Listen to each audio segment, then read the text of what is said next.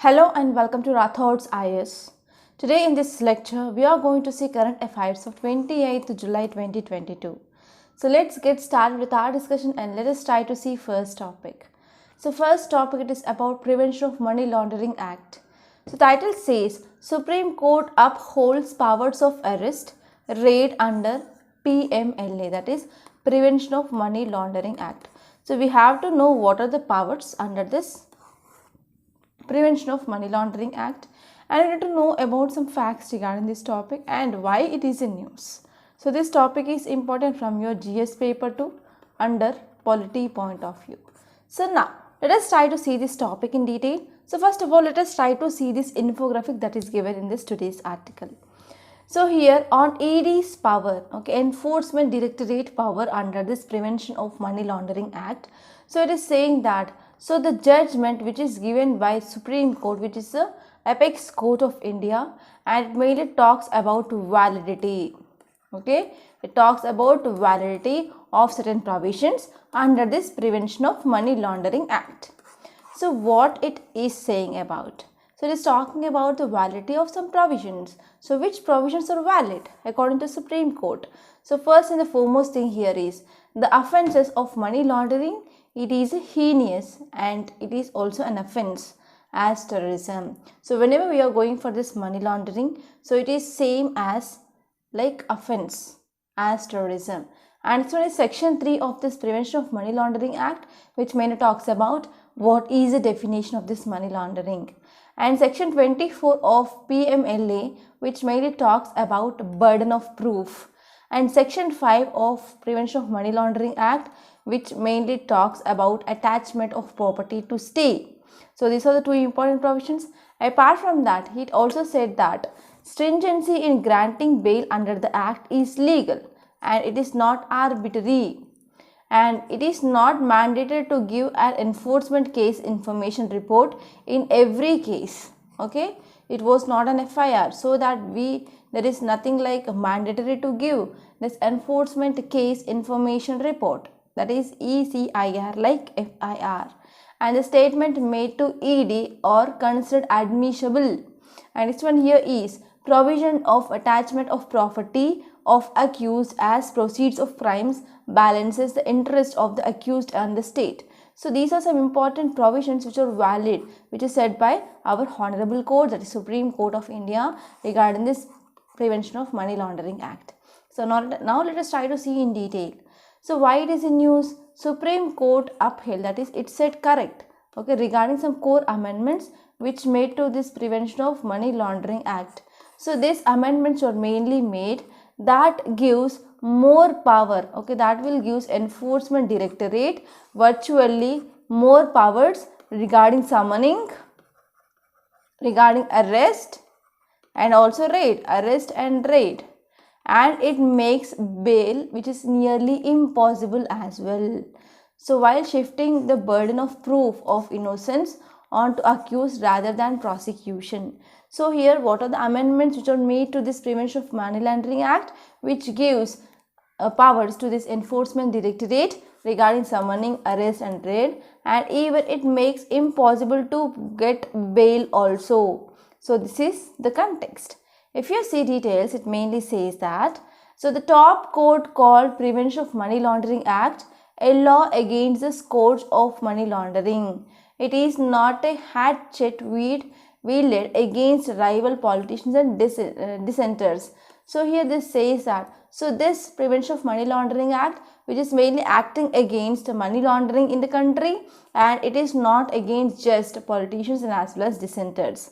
So Parliament enacted this Prevention of Money Laundering Act, and this act which result of international commitment, and we came up with to stop the menace of money laundering. So because of this, we came up with this Prevention of Money Laundering Act in India. So what are the extensive challenges? So the verdict came on extensive challenge which raised against amendment introduced in this 2002 Act by the way of Finance Act. So now here 3-judge bench method, which mainly said that introduction of amendments to this money bills would be separately examined by a larger bench of top court. So actually what happened, so if you are talking about provisions of this money bill, so there are some specialities. So these money bills can be introduced only in Lok Sabha, and in this passing of money bills, Rajya Sabha will be having less role. So here government of India, which is mainly using this money bills to introduce some important bills, and if they want to bypass this Rajya Sabha, because Rajya Sabha which is having very less role, okay, very less role in passing of these money bills. So here there is a one verdict which mainly challenged Supreme Court, that in the way of money bills there are many bills which are mainly introduced, okay, regarding this, even for the amendments to this Prevention of Money Laundering Act. So here Supreme Court said that yes, whenever the amendments are passed through this money bill, so they will be separately examined by a larger bench. So this is the thing which mainly said by Supreme Court. And Supreme Court also said that money laundering, it is an offence against sovereignty and integrity of the country, and it is like an offence of terrorism. And over 240 petitions they were filed against the amendments, which are challengers claim that would violate personal liberty and procedure of law and even constitutional mandate. So for the Supreme Court there are about 240 petitions they were made, and these petitions against amendments of PMLA, Prevention of Money Laundering Act. So these petitions, they are saying that whenever there is a passing of these amendments, that will lead to violating of personal liberty, that will lead to violation of procedure of law and even constitutional mandate. And if you are talking about what is this money laundering cycle, so here we will be having three steps. First one is placement, second one is layering, and third one is integration. So what is this placement? First of all, we are collecting this dirty money, that is black money, and this black money will be placed into some financial systems. For example, we are going to tax evaded contents and we are going for setting up of a companies there, and later on we are going for layering. So in this layering, so we will transfer on the bank account of a company X, and for example we can also use offshore banks, and even so payment by Y of false invoice to companies. So there will be like false invoice, or whenever there is a transferring of money to so and so company, and whenever we are also using this offshore banks, okay, for that purpose. And as well as we can also take as a loan from a company Y to this company X.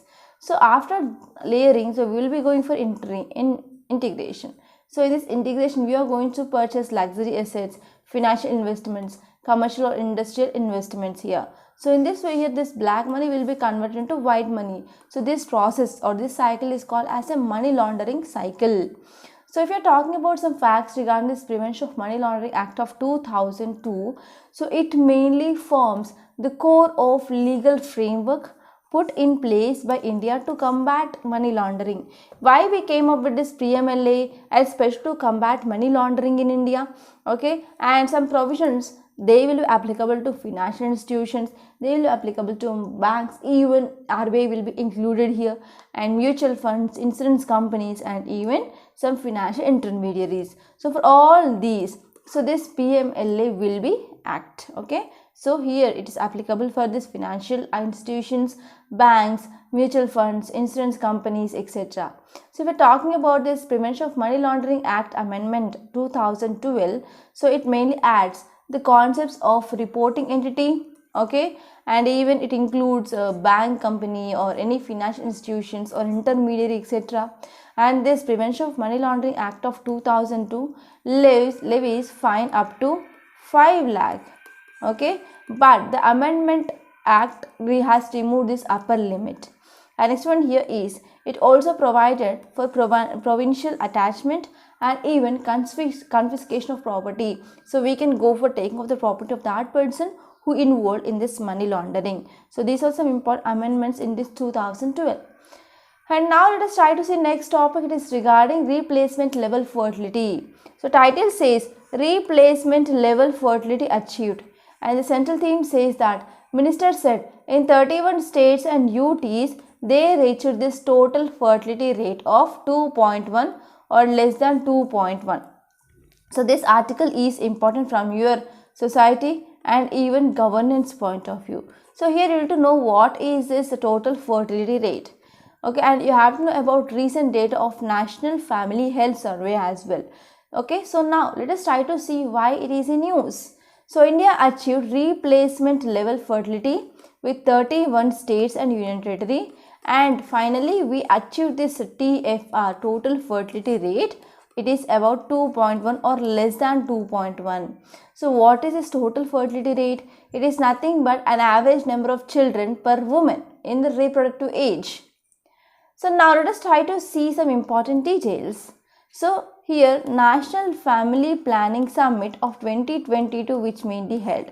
So in this meet our union minister said, okay, between this 2012 and 2020, so currently there are about 1.5 crore modern additional users for contraceptives. So now between this 2012 to 2020, in these 8 years, so there is increased awareness regarding these contraceptives. So because of this, there are additional 1.5 crore additional users for the modern contraceptives that is mainly seen. So there is increasing of use of modern contraceptives. So government data said that overall positive shift towards spacing methods. That means, so between one child to another child, we need to maintain gap. So this gap is important for the health of the child and even for the recovery for the woman, okay, from these surgeries, etc. So because of this, here what happened? So due to this increasing of awareness, so we can see there is some positive shift towards spacing methods, and that will have some impact on positively on infant and as well as maternal mortality and morbidity. So what happened, whenever there is at least 2 years of gap between one child to another child, yes, that will leads to decreasing of infant mortality and even that will leads to increasing of maternal mortality. Okay, so because of this, it mainly said that yes, there is increasing of awareness and 1.5 crore new people, they are being attracted towards this modern contraceptives, and that led to increasing of spacing between the one child and another child. That will be have significantly positive impact on maternal mortality and as well as infant mortality. So what is this paradigm shift? So here Union Health Secretary, he said that so family planning program in India was now over 7 decades old, that is 70 years old, and the country had witnessed a paradigm shift, that is a very successful shift in the concept of population control to population stabilization. Okay, and if you are talking about this National Family Health Survey report, so total fertility rate here is 2.2 earlier and now it is just 2. So here there is also increasing of contraceptive prevalence rate and unmet needs of this family planning had been decreased, and full immunization in the kids also seen because of effective work of Anganwadis, self-help groups, etc. And institutional births had been increased. So institutional birth means nothing but delivery which is happening in the hospitals, and especially stunting is also had been decreased. Okay, earlier and now. So you can compare this blue color and red color marking here so that you can understand how the data, okay, how there is a shift that is mainly seen in the health sector. So now let us try to understand what is this total fertility rate. Total fertility rate, in simple terms, we can say the total number of children they were born or likely to be born to women in her lifetime. That means in the reproductive age, so how many children they were born to women. So that is called as total fertility rate. And total fertility rate, it is about 2.1. Okay, it is 2.1 children per woman. Okay, it is called as replacement fertility level. And this total fertility rate, which is lower than 2.1 children per woman, so it mainly indicates that generation is not producing enough children to replace itself. Okay, that means there is decreasing of total fertility rate, means so women they are having less capability to go for childbirth. And if you are talking about the decreasing or declining trends of this TFR, total fertility rate, so due to this sustainable family planning program, so due to this family planning program, and what happened due to this family planning program, so this family planning program which is very old, so it is 70 years now, that is 7 decades. So because of this, that led to decreasing of this TFR. Now it is like 2.0 at all India level, and TFR it is at 1.6 in urban areas and 2.1 in rural areas. So in urban areas there is further decreasing of this TFR, because here the parents, they don't want to go for having children in their busy life, because a mother and father, they will be like a working professionals and they do not get proper time to take care of their children. And TFR, total fertility rate, it was very high, as high as 60 or 6 in 1950s. So if you go to 2 generations back, like your grandmother and your great grandmother, so they used to have 6 to 10 children, especially my grandmother. Okay, my great grandmother had 12 children. So at that time, during 1950s to 1960s, so the TFR was 6, but now it decreased to 2, and even in urban areas it is 1.6. So it is a very huge development because of maternal and child health improvement. So because of this child health improvement and maternal health improvement, so there is increasing of awareness, and people, they don't want to go for next child with a less time gap. And what are the reasons for the decreasing of this TFR? So first one is women empowerment. So the latest data shows that there are several indicators related to fertility, family planning, age at marriage, and women empowerment. So all of this, they contributed to decreasing of this total fertility rate. And if you're talking about contraceptives, so there has been a significant increase in the current use of any modern contraceptive method, and the contraceptives, their prevalence rate has increased sustainably from 54% to 67%. So there is increasing of this contraceptive usage. So these contraceptives, they mainly decreases this chance of getting pregnant. And this one is reversible spacing. So because of this new reversible spacing methods, that is gap between the children methods, wage compensation, and systems to undergo sterilization, that also led to promotion of family, that is small families. And this one is government efforts. Yes, government also took a long-term efforts regarding this population control. So in fact, India was the first country to launch the national level family planning program, and they're also coming up with some encouraged results that we see now are due to the sustained concerted efforts. Okay, so now we are also seeing that government is also taking number of steps regarding awareness, regarding providing contraceptives, and even coming up with some awareness programs. And even in the hospitals also, doctors are taking care to increase the space between these two births. Okay, so these are some important efforts. And now let us try to see next topic. It is regarding hepatitis. So this article is important from your GS paper 3 under science and technology. So now let us try to see this topic in great detail. So if you see about this hepatitis, so why we are going to talk about this hepatitis? Due to this World Hepatitis Day. On this World Hepatitis Day, so WHO, that is World Health Organization, which is mainly highlighting about the need to bring hepatitis care closer to the people who are in need. So we need to bring this hepatitis care to the people who are in close need. So actually this hepatitis care, if there is a proper care available and if it is affordable and accessible without any discrimination, yes, we can decrease the cases. So it is very crucial to eliminate this hepatitis, especially viral hepatitis, as a public health threat by 2030. So it is a global target as well, not only India target but even global target. So elimination, that would translate about 90% of reduction of incidence. So whenever we are going for elimination of this hepatitis, that will lead to 90% of reduction in incidence, and even there will be decreasing of mortality, that is 65% of mortality by 2030. Okay, and if you're talking about some important details, yes, actually you know that hepatitis, it is a communicable disease, but mortality is showing like an increasing trend now. So globally, it mainly estimated that about 354 million people, they are suffering from this hepatitis B and as well as hepatitis C. So in hepatitis B and hepatitis C, so here about 354 million people, they are suffering.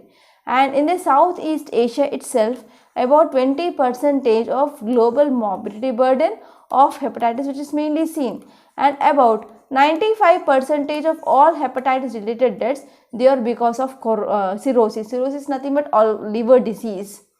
Okay, so it is a final stage of liver disease. And if you are talking about this viral hepatitis, actually, so this viral hepatitis is preventable disease. So when we are going for using of clean food and when we are taking some personal hygiene, so along with the safe water, sanitation, etc., yes, we can protect ourselves from this hepatitis A and as well as hepatitis E. So here we need to take some measures to prevent this hepatitis B, hepatitis C as well. And we need to especially focus on full coverage with hepatitis B immunization. Yes, whenever we are going for increasing of immunization of this hepatitis B, yes, there will be the less chances of getting this hepatitis. And even we need to have some access to the safe blood, safe sex and as well as safe needle usages. So because of this, if you are not going for safe sex or safe blood transfusions or safe needle usage, and then what happens, there is a chance of transmission of this hepatitis as well. So a world free of hepatitis is practical and as well as feasible as well. So we need to have some tools like proper effective diagnosis, treatment, prevention, and even we can eliminate this chronic viral hepatitis, etc. And we can also go for having some safe and effective vaccines exist to prevent this hepatitis B as well. Okay, and we can also use some powerful antiviral drugs, and we can manage this chronic hepatitis B, and the cure is mainly seen in the case of hepatitis C. So we have hepatitis A, B, C, D, E. Okay, so here these interventions, what are the interventions that we discussed? So whenever we are going for the early diagnosis and whenever we are going proper awareness campaigns, so that will protect about 4.5 million premature deaths in India. Okay, and as well as in the globally also we can save about 4.5 million premature deaths in low and middle income countries by 2030. So this is one important thing that because of this we need to focus on this hepatitis.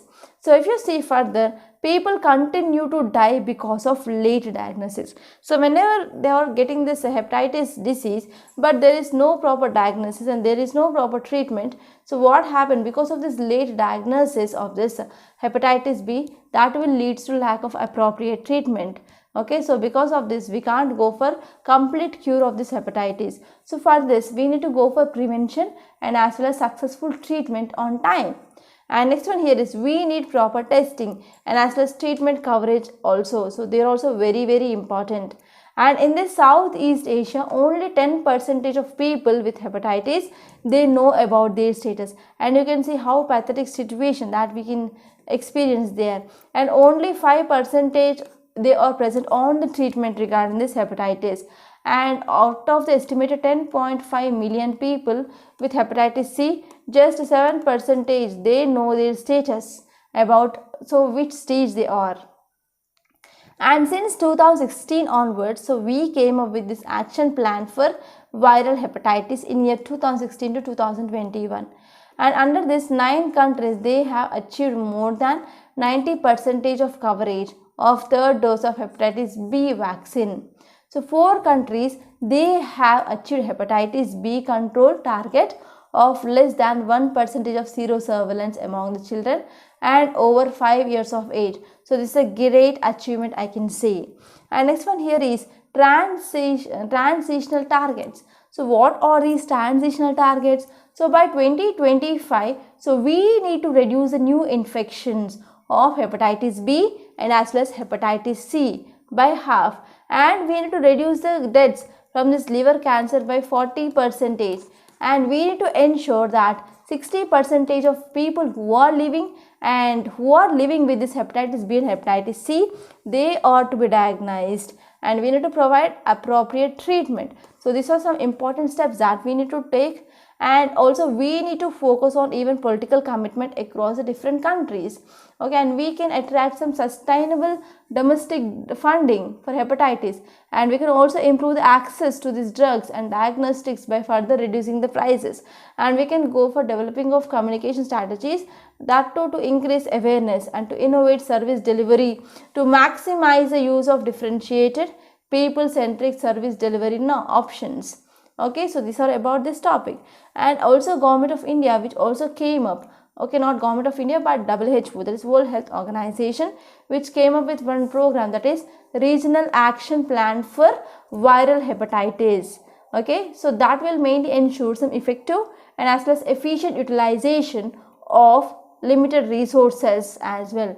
So this will be very important. And actually in 2018, so there was one question in your prelims regarding this hepatitis. And now let us try to see next topic. It is regarding India's fiscal federalism. So title says the poor state of India's fiscal federalism. So this topic is important from your GS paper 2 under polity. So now let us try to see this topic in detail. So why it is in news? Actually, what is this fiscal federalism first? So fiscal federalism is nothing but the financial relations between union government and state government. They are called as fiscal federalism.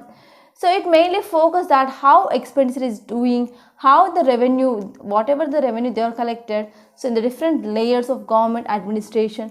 And even one important article of Indian Constitution, that is Article 246 of Indian Constitution, so which mainly talks about 7th schedule of Indian Constitution, describes the powers, and as well as it also allows the subjects to union and the states.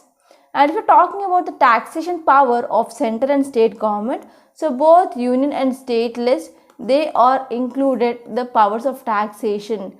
And some of the important major source of income for the union will be the direct taxes, and mainly from the income tax. Okay, so the states normally derive their income from this indirect taxes, and the most commonly those taxes include sales tax, okay, alcoholic liquor tax, excise duty tax, and as well as tax on vehicles, land revenues, etc.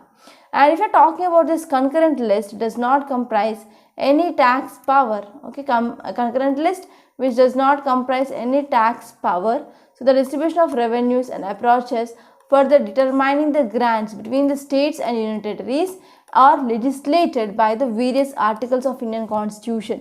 So if you are talking about concurrent list, so if you see this 7th schedule of Indian Constitution, we have union list, we have state list, and we have concurrent list.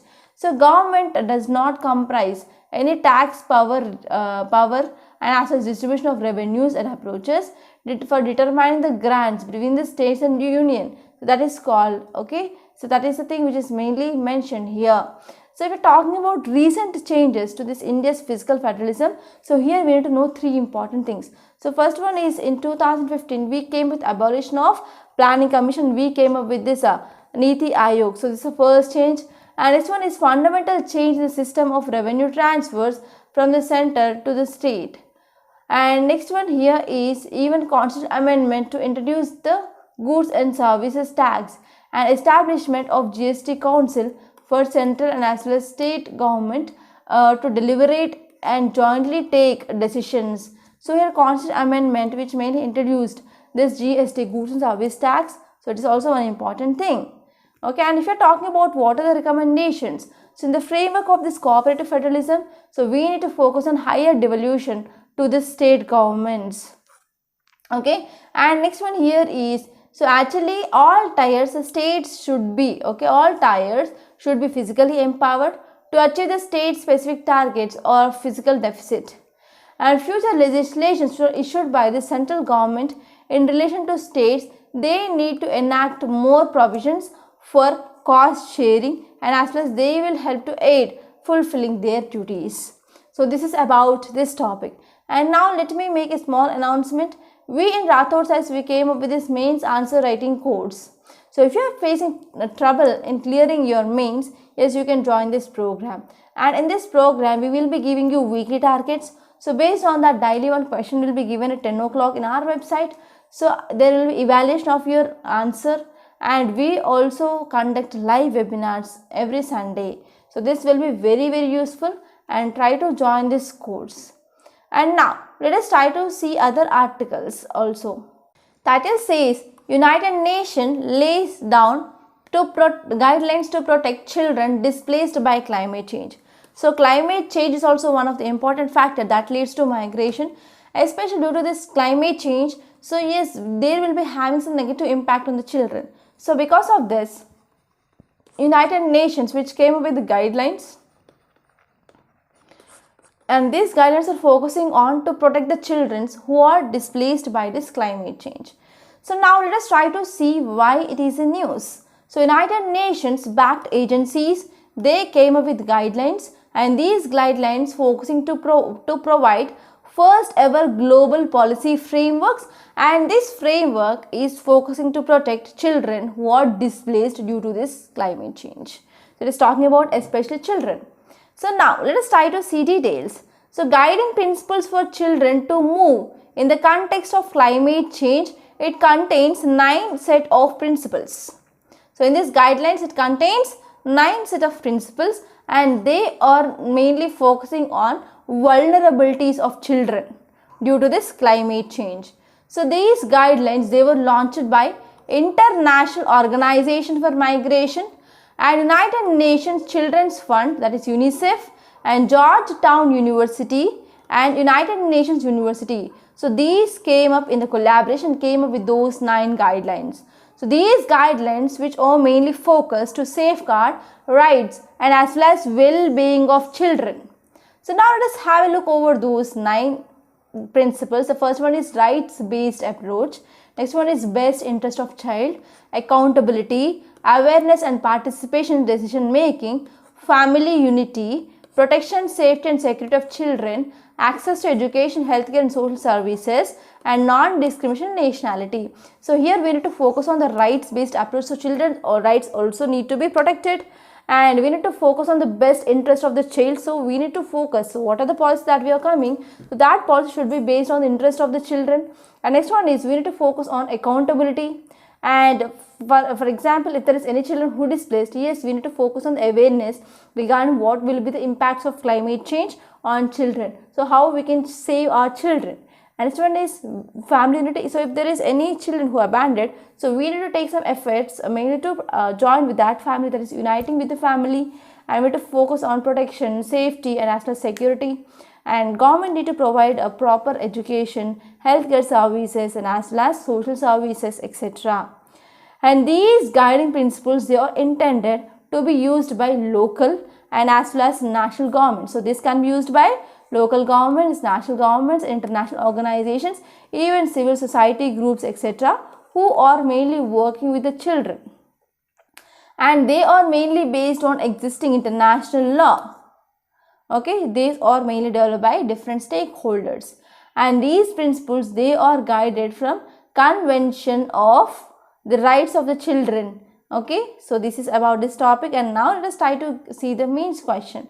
So write a note on United Nations Convention on the Rights of Children and impact of poverty on the child rights. So try to write the answer, and that should not be more than 150 words.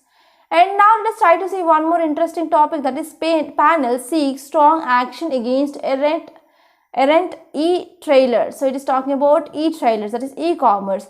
So here recently Parliamentary Standing Committee, which mainly came with report on e-commerce. So let us try to see what are the issues and what are the recommendations. So recent report on the recent report of the committee. So it is talking about promotion and regulation of e-commerce in India. So it mainly highlighted some issues. So few platforms, they control a large part of e-commerce market. Okay, some areas we can see there is a monopoly. Okay, so there are some platforms they are controlling, like Amazon, like Flipkart, etc. And there is a lack of platform neutrality. So there is no neutrality that is mainly seen. And sometimes we can see big deals or big sales, right? So for example, you can see in Amazon and Flipkart. So because of this, they are providing some deep discount. So because of this, what happened? Other platforms, they are facing losses. Next one is non-transparent search rankings are seen, and even what are the data they are collecting. So there is also evidence of misuse of data. So what are the recommendations of this committee? So we need to come up with a policy, and this policy that should clearly define what is marketplace and what is this inventory based models. And it also recommended that marketplace commerce entities, they should not sell goods that it owns or controls. They should not have any direct or indirect relationship with the sellers, and they need to be proper with the licensing their brand to the third party sellers on the platform. So these are some important recommendations under this e-market committee rules. And next one here is, it also talked about gatekeeper entities. So certain e-commerce platforms need a greater security. Okay, it is applicable even in the other countries also. So here India also select this gatekeepers platforms, etc. So that will be helpful for efficient supervision. And next one is there is a need of mandatory registration of e-commerce companies with this DPIIT. Okay, this is one department. So which is that? Please tell me the full form of this DPIIT. And it also said that we need to go for implementation of this Data Protection Bill 2019. And this one here is this DPIIT need to address some issues like maintaining of level playing field between the small businesses and as well as e-commerce giants, and as well as they are going to provide some technical support, okay, to small and as well as local businesses. And the obligations they put on e-commerce entities through Consumer Protection E-commerce Rules 2020. Okay, they should be applicable to those entities above the certain threshold. So this is about this topic. And now let us try to see one more topic regarding this GI tag. GI tag, it is a community right, it is not an individual right. So GI tag for Alibag's white onions brings cheer to farmers. So this article is very important and you can get a prelims question from this topic. So Alibag, it is located in Maharashtra. It is known for growing white onion. So they are mainly using some traditional method and they are utilizing some geoclimatic conditions, and these conditions are responsible for unique taste, unique color and as well as unique flavor of this onion. So if you see some details, GI it is a primarily which is given to agriculture or natural or even manufactured products which are originating from a definite geographical territory. So typically, such a name conveys an assurance of quality and as well as distinctiveness, which is essentially attributable to the place of its origin. So this GI tag, it is a primarily agricultural and as well as natural or manufactured product. Okay, it is mainly originating from a definite geographical territory. So how long is the registration of geographical indication is valid? So it is valid for the period of 10 years, and after once this period is ended, we can go for even renewal also, renewal for again next 10 years. So in India, these geographical indications registered and administered mainly by one act, that is Geographical Indications, Goods, Registration and Protection Act of 1999. Okay, and it mainly came into effect from 2003 onwards. So the first product in India which mainly accorded this GI tag is Darjeeling tea. So Darjeeling tea is very much famous, that too in year 2004 to 2005. Okay, so these are some important articles that appeared in our today's Hindu newspaper, and these are important current affairs of the day. So now let us try to see today's Hindu newspaper PDF. So this is our today's Hindu. Date here is 28th July 2022 and this is Delhi edition. So first topic, it is about Prevention of Money Laundering Act. I discussed this topic. And next topic here is DGCA, Directorate General of Civil Aviation, which mainly sails down spice jet flights by half. So what happened because of a recent accident incidents of this spice jet? Here DGCA, Directorate General of Civil Aviation, ordered spice jet not to fly more than 50% of its scheduled flights, okay, for next 8 weeks.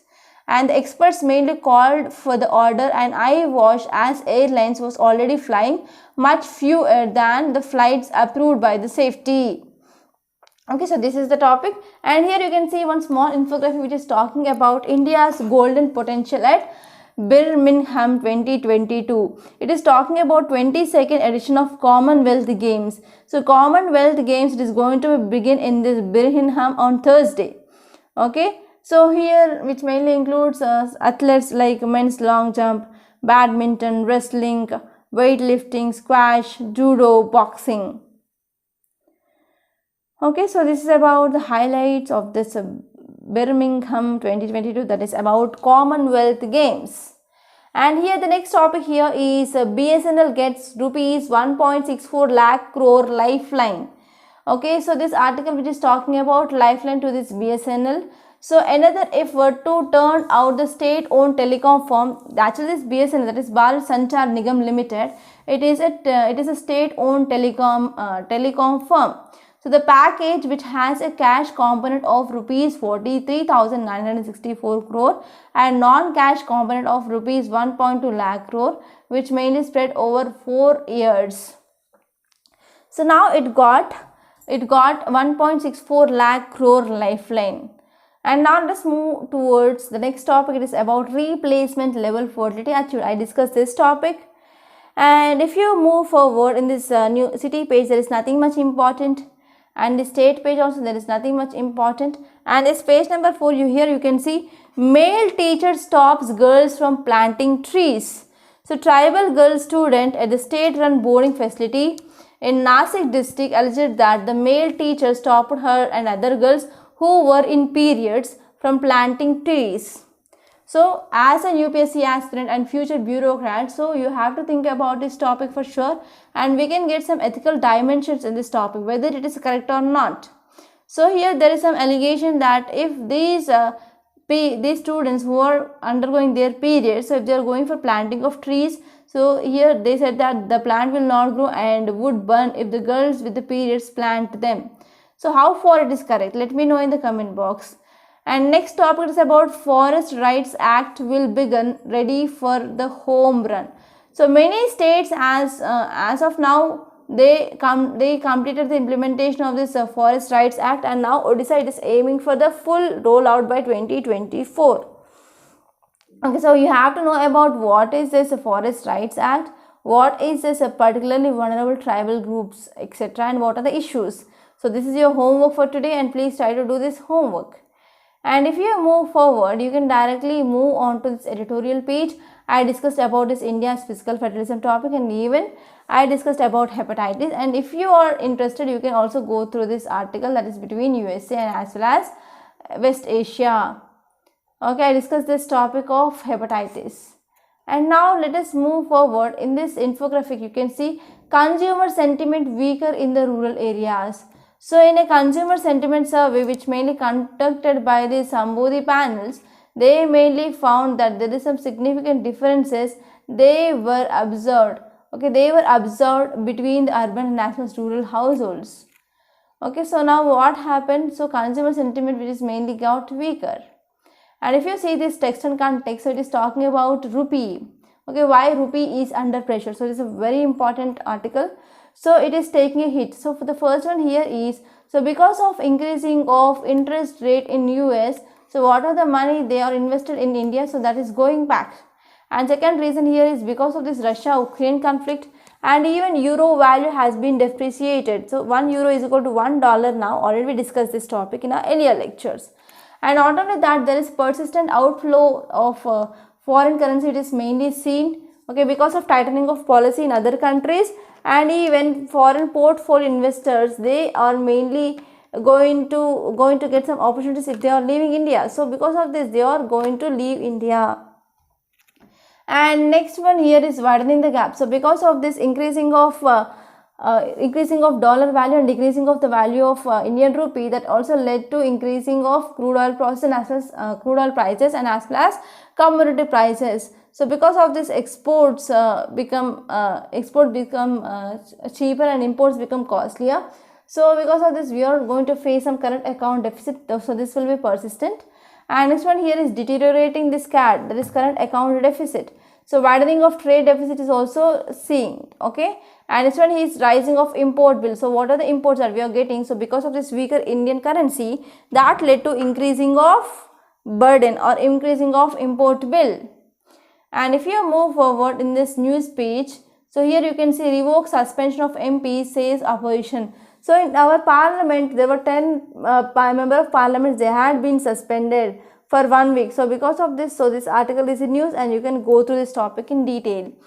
And next topic, it is about Center to amend Warehousing Act.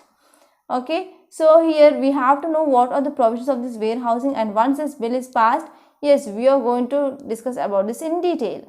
And this one here is ICMR invites bids to develop vaccines for the monkeypox virus. Okay, so this is also very important topic.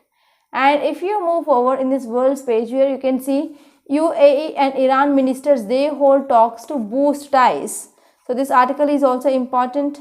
And if you move on to business page, so government initiatives, they work on consumer spending survey. So this article is also important. You can go through that once. So please try to do the homework I said. And if you like the video, so please share this video to your friends also. That will be also very beneficial for your friends. And one more thing here is, if you have not yet subscribed to this Rathod's IAS, and if you are new to this Rathod's IAS, so subscribe to this channel and hit the bell icon so that you will be getting regular notifications whenever we are uploading the video. So by this I am concluding. I hope you understand this lecture. Thank you so much.